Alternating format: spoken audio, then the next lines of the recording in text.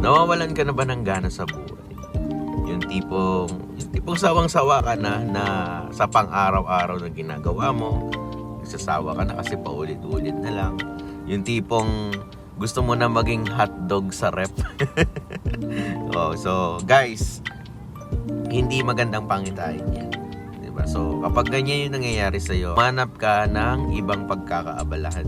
Mag-workout ka, mag-meditate ka.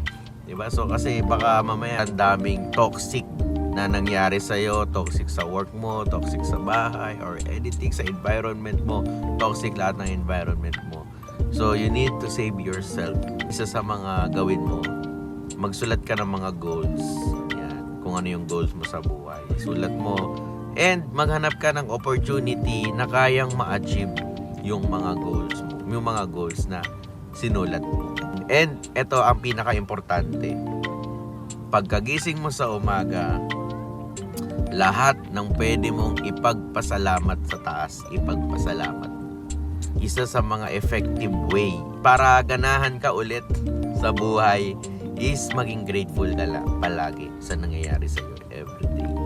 Maging grateful ka kasi nagising ka pa, maging grateful ka kasi humihinga ka pa ngayon. Diba? So, yun lang.